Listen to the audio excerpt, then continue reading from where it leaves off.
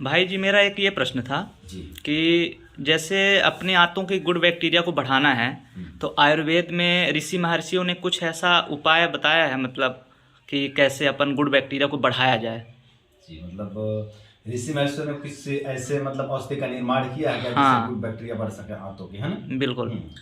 तो ऐसी बहुत सारी दवाइयां हैं बंधु। जी आयुर्वेद में जो कि बहुत सारी दवाइयां हैं जिससे गुड बैक्टीरिया को बढ़ाई जा सकती है ना। जी जी।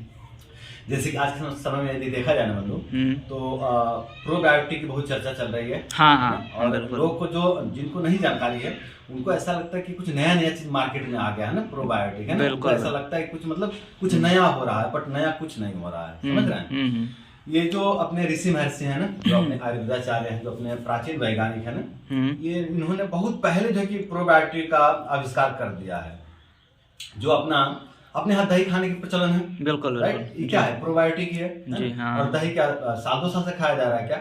हजारों हजारों साल से दही खाया जा रहा है ना। तो ये प्रोबायोटिक ही है ना। और अपन जितने भी आशा वरिष्ठ देखते हैं, है ना, आशा वरिष्ठ हम जितने प्रकार का देखते हैं, जैसे कुमारी आसव, है ना, द्राक्षासव, अव्यारिष्ट, है ना, कुटजारिष्ट, है ना, जो है कि सारस्तारिष्ट, है ना, काले में घासव, इस तरह जो भी आशा वरिष्ठ है ना, या द्राक्षारिष्ट, द्राक्षासव, है ना, ये सभी जो है कि प्रोबायोटिक ही हैं। सभी औषधियों के अंदर जो है गुड बैक्टीरिया पाए जाते हैं और ये सभी जाकर के जो है कि आंतों में जो है कि गुड बैक्टीरिया की संख्या को बढ़ाते हैं, समझ रहे हैं जी।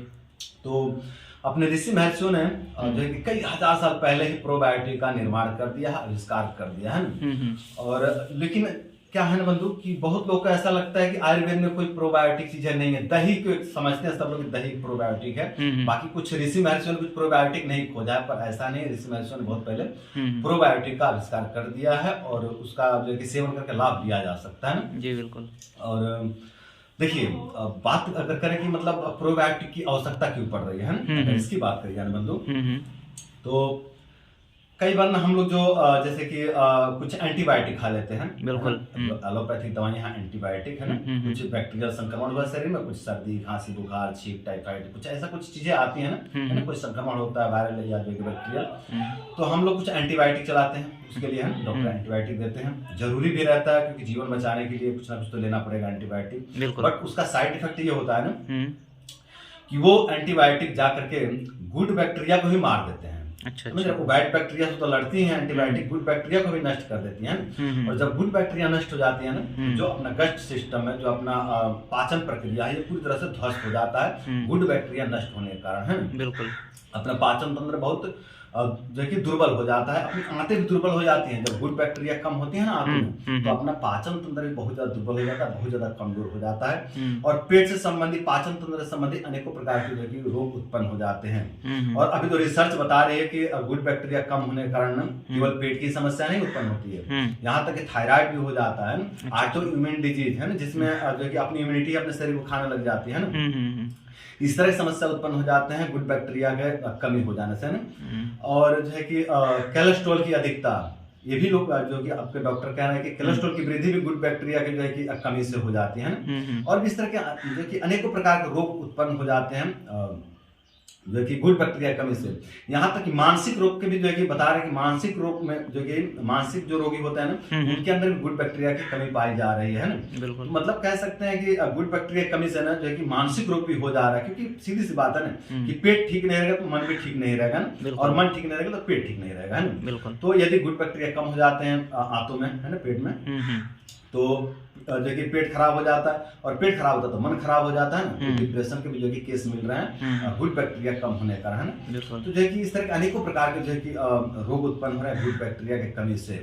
तो यदि कोई ऐसा व्यक्ति है जिनको गुड बैक्टीरिया की कमी हो गई है, गुड बैक्टीरिया का उनके शरीर में जो कि असंख्य प्रकार के समस्या उत्पन्न हो गए, तो वे दही का सेवन कर सकते हैं। या फिर अगर दही से उनको नुकसान हो रहा है तो किसी वैद्य चिकित्सक से मिल करके अपने दोषा अनुसार, है ना, किसी आशा वरिष्ठ का चयन करवा ले अपने लिए, है ना, कोई भी आशा वरिष्ठ जो उनको उनके शरीर के लिए सूटेबल पड़े, है ना, उनके दोषों के आधार पर, बात पित्त कफ के आधार पर, उस अनुसार यदि वो चयन करवा लेते हैं ना अपने लिए औषधि, कोई आशा वरिष्ठ, है ना, तो वो उनके गुड बैक्टीरिया को बढ़ाने में हेल्प पड़ेगा, है ना। बिल्कुल। और धीरे धीरे जब गुड बैक्टीरिया बढ़ने लग जाएंगे ना, तो जो उनके आंतों में विकृति आ गई थी, आंतों में कमजोरी आ गई थी, जो उनको मंद आने की समस्या हो गई थी, इन सभी समस्याओं से उनको मुक्ति मिलने लग जाता है। जो भी शरीर में उपद्रव उत्पन्न हो रहे थे गुड बैक्टीरिया की कमी होने के कारण, वे सभी समस्याएं जो है कि नष्ट होने लग जाते हैं आशा वरिष्ठ के सेवन से।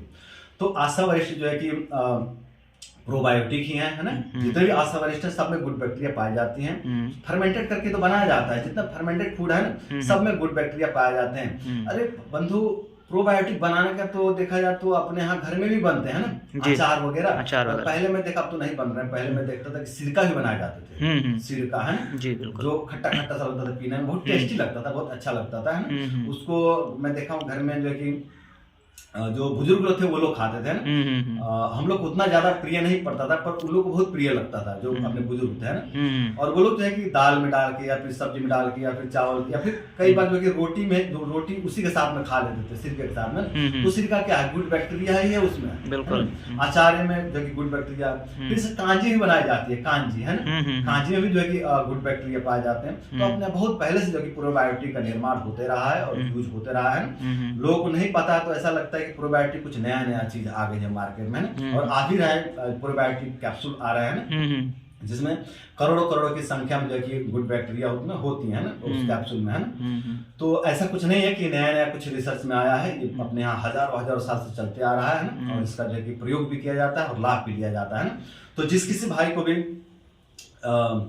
प्रोबायोटिक की आवश्यकता है वो अपने दोषा अनुसार जो है कि प्रोबायोटिक का चयन कर सकते हैं, कांजी का सेवन कर सकते हैं, दही का सेवन कर सकते हैं, पनीर भी प्रोबायोटिक है, पनीर का भी सेवन कर सकते हैं। पनीर का जो पानी होता है ना, जो पानी है ना, जो छेना का पानी कहते हैं, वो भी जो है कि प्रोबायोटिक है, उसमें भी जो कि गुड बैक्टीरिया पाए जाते हैं। आशा वरिष्ठ है, तो बहुत सारे विकल्प हैं। आप इसमें से जो है कि आपके लिए क्या उचित लगता है, क्या आपके लिए सूटेबल है, कौन सा आपके बॉडी के लिए सूटेबल है ना, उसको लेकर के आप सेवन कर सकते हैं, और सेवन करके अपने अंदर जो है कि गुड बैक्टीरिया को बढ़ा सकते हैं, और गुड बैक्टीरिया को बढ़ा करके अपने रोग दोष बीमारी को नष्ट करके अपने जीवन को सुंदर, सरल एवं सफल बना सकते हैं। ठीक है जी।